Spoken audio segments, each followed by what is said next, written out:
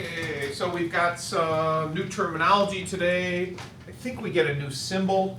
We get all kinds of fun stuff. Not real difficult, but something we need to talk about. Okay, so we have the term similar.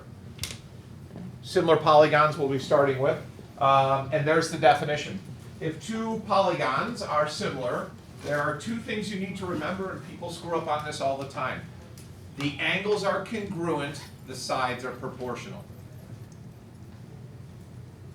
Now, the easiest way to remember this is think about a triangle. What's the sum of the angles in a triangle? 180. 180. Does that matter what the triangle looks like or how big it is? No.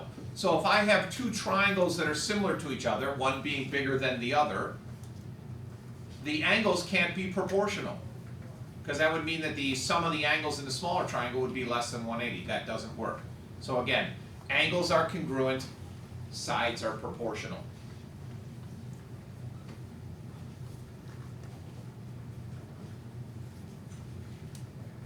So there's our new symbol, the little tilde.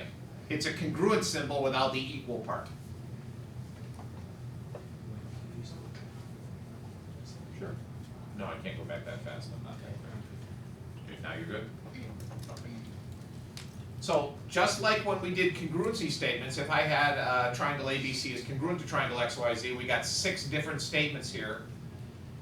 In this case, we pretty much get 4 statements. One is the fact that all the angles are congruent. So angle A is congruent to angle X, angle B is congruent to angle Y, and angle C is congruent to angle C. But then we get that big, ugly proportion. And proportions, that's not really mathematically sound because there's 3 parts to it. What you're going to do is just take 2 of the 3 parts that you need. And you'll see some examples as we work through. But notice AB is the first 2 letters, so that has to correspond to XY, which is the first 2 letters from the other triangle. So it's not much different than the congruency stuff that we did, except now we're just setting up ratios. If you totally forget things, you can remember similar as being same shape, different size. That's how I would explain it to someone who didn't know geometry.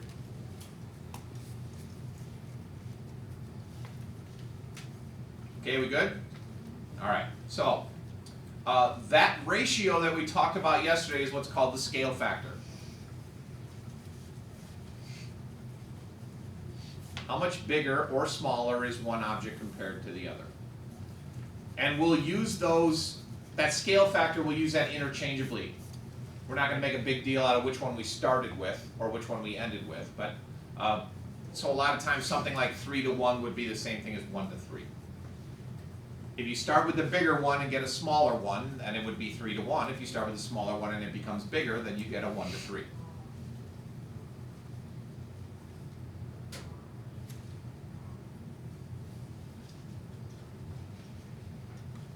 Okay, so let's take a look at an example. Here's 2 triangles, DOG and CAT. The question is, are those triangles similar?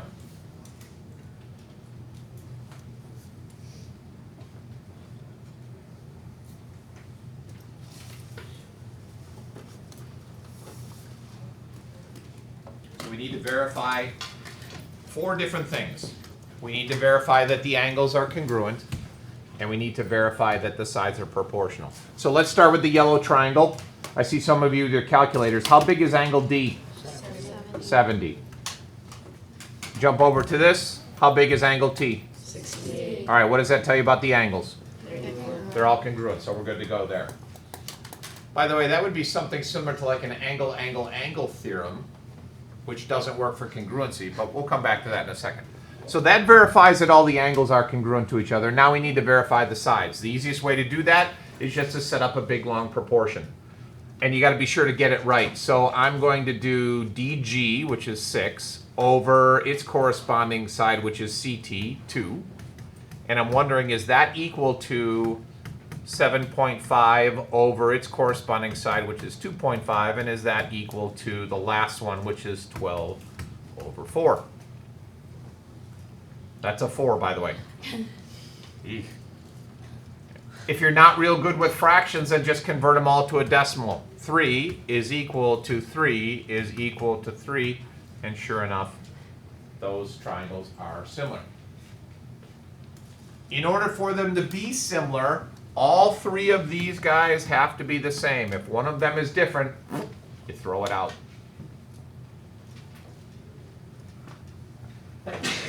Gesundheit. Notice I could have done it the other way around. I could have put 2 over 6. I'm wondering if that's equal to 2.5 over 7.5. And we're wondering if that's equal to 4 over 12. Different value here, I'd get 1/3, 1/3, 1/3, but as long as they all match, we're solid. Okie doke. And of course, just like congruency, finding all 4 of those things is going to become a problem. So later on, we'll learn some theorems that will allow us to, I didn't mean to do that, will allow us to find that quicker. What's the scale factor?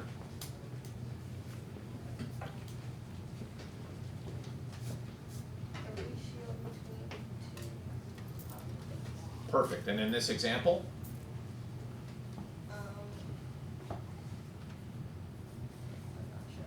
What's the numerical value of the scale factor, Emmett? 3. 2. 3. 3 to 3? 3 to 1. 3 to 1. Or 1 1 to 3. to 3. 3 to 1 or 1 to 3. Either one in this case would be acceptable. Okay, there we go. All right.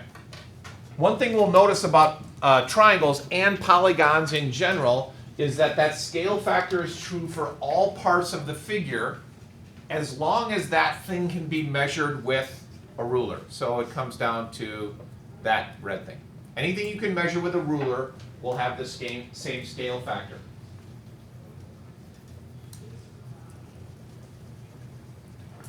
And let me show you where we get an exception, or we don't get an exception, but one way to remember this, and a common mistake that people make. Let's suppose I have this little square here, and it's 2. And then I've got this other square over here, and it's, let's make that 6. What's the scale factor between the squares? 1 to 3. 1 to 3. Okay, so we've got that scale factor of 1 to 3. The rule says anything that you can measure with a ruler. So what's the scale factor between the perimeters? 1 to 3. What's the scale factor between the length of the diagonals? What is it? Good. What's the scale factor between the areas? 1 to 3. No. Gotcha. Can you measure the area with a ruler? No. No. And in fact, it doesn't turn out to be 1 to 3. What's the area of this square? 4. Area of this square? 36. 36. So 4 over 36 is actually 1 to 9. Okay, so this is why that's so important.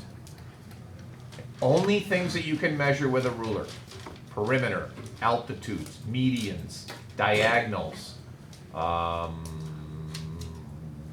distance from one vertex to the center. You know, whatever. If you can measure with a ruler, it'll fall under that scale factor. If you can't, it doesn't.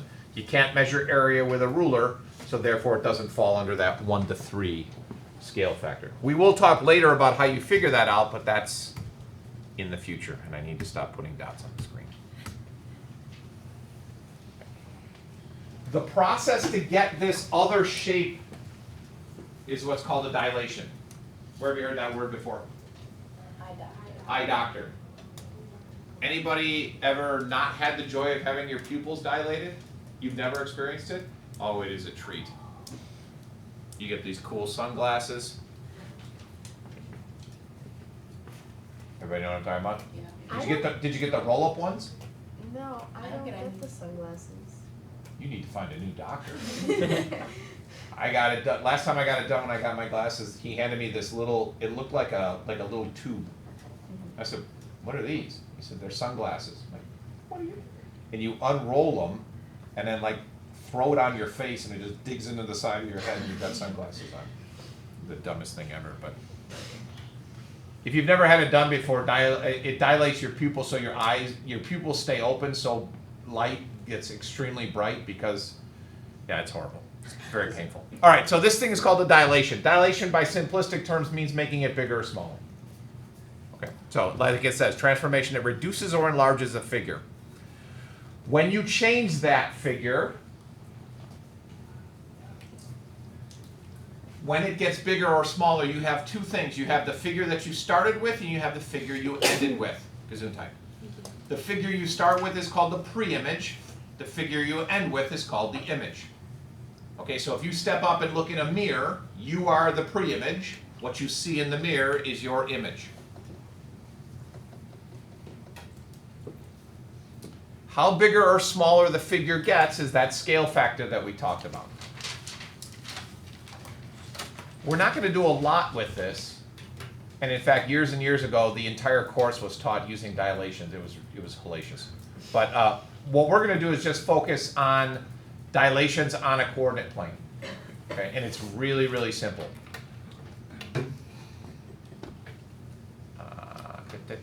Okay, so we're going to start with this. I'm going to start with this triangle TAR with these coordinates, and I'll show you a graph in a second. And I'm going to multiply all the coordinates by 2, because my scale factor is 1 to 2. So I want to make this triangle twice as large.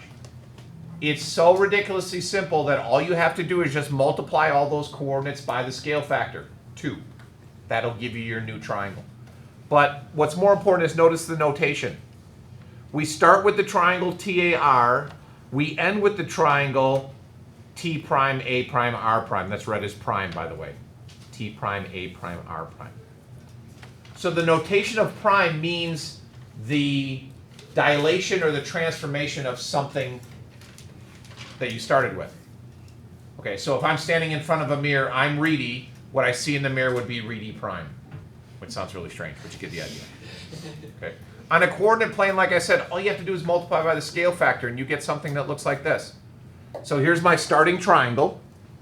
I wanted to increase it by a scale factor of 2, so I just multiplied all the coordinates by 2, plotted each of those points, and lo and behold, my new triangle shows up, which is twice as large as the original triangle.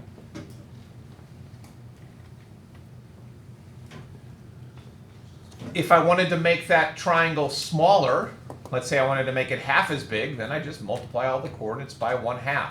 It would shrink and be over here somewhere. Same shape, different size. Okay. And again, the notation T prime, A prime, R prime. What would T double prime be? Evan? The original one multiplied by 3. Not by 3. By 4. By 4, right. Multiply by 2 to get T prime, then multiply by 2 again to get T double prime. Yeah. So T double prime is the transformation of T prime. And that process can continue on forever and ever. The transformation of T double prime would be T triple prime, et cetera, et cetera. Okay. Again, we're not going to do a lot of this, but just so you know where these coordinate pictures come from, and it's just a simple matter of multiplication.